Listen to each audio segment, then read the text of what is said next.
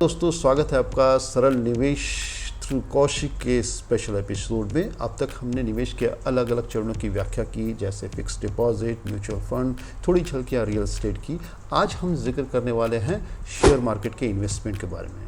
तो जाहिर है कुछ एक सवाल आपके मन में आते होंगे कि आखिर शेयर मार्केट है क्या, इंडेक्स क्या होती है, होल्डिंग क्या होती है, हम शेयर मार्केट के बारे में इंफॉर्मेशन कहाँ से लाएं इन्वेस्टमेंट के तहत, और क्या इसमें इन्वेस्टमेंट के लिए कॉम्प्रिहेंसिव नॉलेज काफ़ी ज़रूरी है।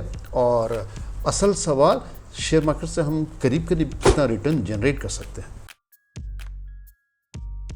शेयर मार्केट बेसिकली एक कलेक्शंस ऑफ कमोडिटीज़ होती है और एक्सचेंज की होती है, जहाँ पे एक रेगुलर एक्टिविटीज़ सेबी के प्रत्यभूत कंट्रोल माहौल में, जहाँ पे शेयर की सेलिंग और बाइंग होती है, वो एक्सचेंज हाउस के तहत।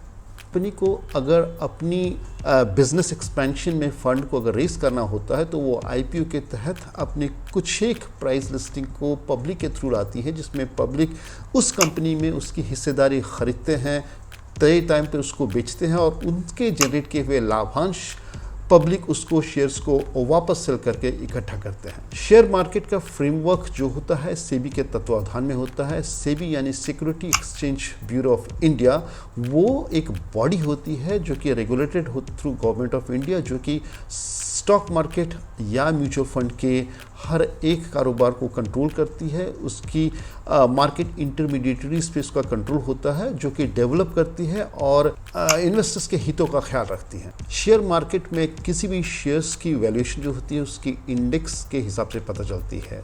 इंडेक्सेशन होती क्या है? इंडेक्स जो होती है किसी भी यूनिट की मेजरमेंट होती है जो कि शेयर मार्केट में यूज़ की जाती है फाइनेंशियल मैनेजमेंट या इन्वेस्टर्स के through to describe. Share market में इंडेक्सेशन दो तरह की होती है। दो मेरे यहाँ मेन इंडेक्स आते हैं, नंबर 1 निफ्टी 50 और दूसरा सेंसेक्स।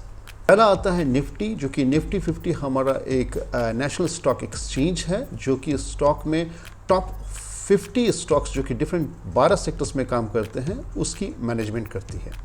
आता है सेंसेक्स। सेंसेक्स जो कि बीएसई सेंसेक्स भी कहते हैं, एक फ्री फ्लोटेड इकाई होती है जो कि मार्केट इंडेक्स के 30 वेल एस्टेब्लिश कंपनी जो कि बीएसई लेवल पे एक्टिव स्टॉक्स होते हैं उसकी ट्रेडिंग का कंट्रोल करती हैं। अब इन्वेस्टर के मन में सवाल आता है कि स्टॉक मार्केट में इन्वेस्टमेंट थ्रू दस्तावेज या डॉक्यूमेंट क्या चाहिए। बहुत ईजी। सबसे पहले आपके पास एक बैंक अकाउंट होना चाहिए, सेविंग अकाउंट। फिर आपके पास डीमैट अकाउंट होना चाहिए जिसे डीमैटराइज अकाउंट कहते हैं, जो कि कंट्रोल होती है सेबी के तत्वाधान में। और आखिरी ट्रेडिंग अकाउंट होना चाहिए जिसके तहत आपकी कोई भी यूनिट की बाइंग, सेल, रिडम्पशन कर सकते हैं।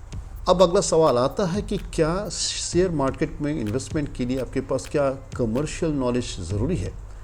जैसा कि हमने पिछले वीडियो में बताया कि म्यूचुअल फंड में आपकी अदा की गई कोई भी राशि किसी भी म्यूचुअल फंड हाउस में it's solely manage by a mutual fund manager, जो कि एक काफ़ी प्रोफेशनल इकाई होती है जो कि आपके इन्वेस्टमेंट को अलग अलग चैनल्स में मार्केट में डिफरेंट प्रॉस्पेक्ट्स, डिफरेंट शेयर्स में वो इन्वेस्ट करते हैं और तयशुदा टाइम पे उसे निकालते हैं, ताकि आपका म्यूचुअल फंड अपने सेक्टर्स के हिसाब से, वेदर वो मिड कैप, स्मॉल कैप या लार्ज कैप शेयर्स में होता है उसकी इन्वेस्टमेंट, उसकी स्टॉक की ऑब्जर्वेशन एक म्यूचुअल फंड मैनेजर करता है। लेकिन जब कोई भी इन्वेस्टर शेयर मार्केट में इन्वेस्टमेंट शुरू करता है तो he is solely responsible to look after his shares, उस शेयर की परफॉर्मेंस, उसकी प्रॉफिट और शेयर की लिस्टिंग और उसकी फंड फैक्ट शीट्स भी उसे खुद रीड करनी पड़ती है।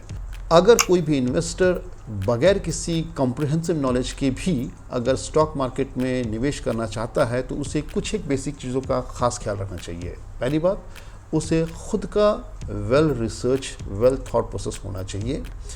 उसके पास जो भी स्टडी मटेरियल होनी चाहिए वो बगैर किसी बायस रिसर्च की होनी चाहिए। उसकी रिसोर्स बिल्कुल ट्रांसपेरेंट होनी चाहिए ताकि वो मार्केट या शेयर के तत्वाधान में पूरी इंफॉर्मेशन ट्रांसपेरेंट रखे। वो हर तरह के शेयर्स में इन्वेस्टमेंट के तहत डाइवर्सिफिकेशन का ज़रूर मुद्दा ले, यानी all the fund need to be diversified in different classes और सेक्टर ऑफ स्टॉक। और आखिरी चीज़ें, invest in instrument which should be aligned to your strategy as per your goal as well। यानी तीन चीज़ें बिल्कुल क्लियर। नंबर 1, आपके पास आपका एक क्लियर गोल होना चाहिए। दूसरी बात, consider the risk appetite before investing. आप हमेशा रिस्क पैरामीटर को खुद संयोज करके रखें कि कितने मार्केट में, कैप में आपको कब पैसा निकालना है, किस लेवल रेशियो में आप कितना नुकसान बर्दाश्त कर सकते हैं। और आखिरी ज़रूरी बात कि डाइवर्सिफाई योर इन्वेस्टमेंट। आप म्यूचुअल फंड में करें, रियल एस्टेट में करें या स्टॉक मार्केट में करें, किसी भी चरण में डाइवर्सिफिकेशन इज़ मस्ट। सो किसी भी इन्वेस्टर को शेयर मार्केट में स्टार्ट करने के पहले क्लैरिटी अवश्य चाहिए। किसी भी शेयर के पर्टिकुलर प्रोडक्ट का रिस्क टॉलरेंस समझना निहायत ही ज़रूरी है। अपने इन्वेस्टमेंट की टाइम होराइजन समझना ज़रूरी है। शेयर मार्केट में हर पैटर्न की बेसिक्स इंफॉर्मेशन निहायत ही ज़रूरी है। अपने सेविंग पे फोकस करें ताकि वो selected portions of saving can particularly go to share. Impulse buying कभी ना करें। Start slow investor. अगर आप नए इन्वेस्टर हैं, शेयर मार्केट में इन्वेस्टमेंट करें। Start slow mode of investment. Aware of penny stocks. कभी भी किसी भी पेनी स्टॉक के छलावे में आके उसके शॉर्ट टर्म रिटर्न को देख के आप ऐसा ना करें, अपनी हार्ड एंड प्रोटेक्शन उसमें डाल दें। और फिर से रिपीट करता हूँ, diversify your investment. Share market में बेसिक इन्फॉर्मेशन के लिए भी किसी भी इन्वेस्टर को ज़रूरी इन्फॉर्मेशन रखनी निहायत ही ज़रूरी है। मैं फिर से बताना चाहूँगा, म्यूचुअल फंड इन्वेस्टमेंट में आपकी earn money is being look after bye a professional. यहाँ पर हर एक इन्वेस्टर को जागरूक रहना चाहिए। जागरूक रहने के लिए क्या कदम उठाएंगे आप? पहली बात, किसी भी शेयर मार्केट के डिफरेंट इंस्ट्रूमेंट्स पे उसके रिस्क के बारे में you must read typical books, जो कि पेड या अनपेड आपको कई प्लेटफॉर्म पे अवेलेबल हो जाती है। आपको सलाह दी जाती है कि किसी मेंटर को फॉलो करें जो कि कोई भी फिनेंशियल सेक्टर्स के, म्यूचुअल फंड इंडस्ट्रीज़ के, बैंकिंग सेक्टर्स के कोई भी फोलियो मैनेजर हो सकते हैं, उनके सीईओ हो सकते हैं, उनके डायरेक्टर हो सकते हैं। You need to follow their podcast. तीसरी चीज़, ऑनलाइन कोर्सेज। कई एक platforms series of market, series of concepts की ऑनलाइन कोर्सेज सेल करते हैं। You can enroll one of them and get awareness through the online courses. और expert advice, कभी भी आप किसी भी रिलेशनशिप मैनेजर जो कि आपके बैंक के थ्रू दिए जाते हैं, या CFP सर्टिफाइड फाइनेंशियल प्लानर जो आप किसी भी अपने एरिया से डिप्यूट कर सकते हैं, और आखिरी में किसी भी चार्टर्ड अकाउंटेंट के तहत इंफॉर्मेशन लेके एक्सपर्ट एडवाइस पा सकते हैं जो कि आपके पोर्टफोलियो में रिलेटेड रिकमेंडेशंस दे सकते हैं, बाई, सेल या एग्जिट की। और आखिरी चीज़ें, खुद की स्किल डेवलप करें to learn the market reports through their chart pattern, to understanding their PE ratios and so on. सवाल बार बार आता है चर्चा में, क्या शेयर मार्केट का इन्वेस्टमेंट निहायती रिस्की है? और अगर रिस्की है तो क्या इसमें जोखिम में जाना उचित है? सवाल में ही जवाब छूटा है कि कभी भी आपकी इन्वेस्टमेंट की कोई भी horizon slow to high risk mode पे जाती है तो रिटर्न भी उसका स्लो टू हाई रहता है। मतलब हाई रिस्क हाई रिटर्न। फ़र्ज़ करें FD में अगर आप पैसे डालते हैं जिसमें कि investment is hassle free, you are hardly going to get 7% और 7.5% return. Share market, you can see any particular share past performance. कई एक शेयर तो 50 to 70% के रिटर्न देते हैं सालाना, लेकिन ये गारंटी नहीं है। एनी टाइम मार्केट की फ्लक्चुएशन के हिसाब से आपको नेगेटिव रिटर्न्स भी मिलते हैं। तो याद रखें, बेंजामिन ग्राहम ने भी कहा था कि successful investing is all about to managing risk, not avoiding it. So हर इन्वेस्टर एक एकेडमिक इंफॉर्मेशन के अलावा एक फिलॉसफी और स्ट्रैटेजिक एनालिसिस के बाद वो शेयर मार्केट में इन्वेस्टमेंट कर सकता है। सो पहली बात उसके लिए चाहिए स्ट्रैटेजिक इन्वेस्टमेंट प्लान। दूसरी चीज़ें, data driven decision. That means company की फैक्ट शीट आप पढ़ें, प्रॉफिट एंड लॉस का स्टेटमेंट पढ़ें, PE रेशियो देखें, उसके स्टॉक स्ट्रेंथ की देखें, पास 5 to 10 ईयर्स की रिकॉर्ड्स को देखें। और काफ़ी कुछ ऐसी इन्फॉर्मेशन है जो कि किसी भी कंपनी की पूरी बैलेंस शीट आपको कई एक सारे चैनल्स के थ्रू मिल सकती है। आप अपने शेयर को, रिस्क को मैनेज कर सकते हैं डिफरेंट कैलिबर से, जैसे कि डाइवर्सिफिकेशन करें अपने इन्वेस्टमेंट की, थोरो रिसर्च करें अपने सिलेक्शन ऑफ शेयर्स की पीरियोडिकली, और अपने ट्रैक ऑफ इन्वेस्टमेंट की ट्रैक करें, और अपने रिस्क टॉलरेंस को एक्सेस करें।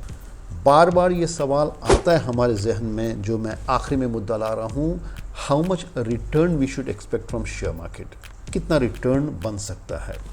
एज सेड, शेयर मार्केट कभी भी अवश्याम्बी नहीं है आपको मैग्नीफाइड रिटर्न हर समय देने के लिए। ये बाजार के जोखिमों के अंतर्गत होता है जिसमें user can get a magnified return, और किसी टाइम में किसी ग्लोबल इश्यूज़ पे, किसी डिप्लोमेटिक इश्यूज़ पे, मार्केट की वॉलेटिलिटी के ऊपर आपको नेगेटिव भी रिटर्न आ सकते हैं। फिर भी अगर आप किसी भी लार्ज कैप स्टॉक को देखें या mix basket of large and mid cap की लास्ट 5 to 10 ईयर्स की अगर आप CAGR को देखें तो कभी भी कोई भी शेयर एवरेज 15 to 18% की रिटर्न देते हैं। जहां म्यूचुअल फंड आपको 12 to 14% की रिटर्न देते हैं, स्टॉक्स के रिटर्न एवरेज कहीं हायर होते हैं, but always it have a potential risk which any investor need to consider. इस वीडियो में हमने आपसे बात की स्टॉक मार्केट के बेसिक्स के पहलू के बारे में, इन्वेस्टमेंट के पहलुओं के बारे में और जेनरिक इन्फॉर्मेशन के बारे में।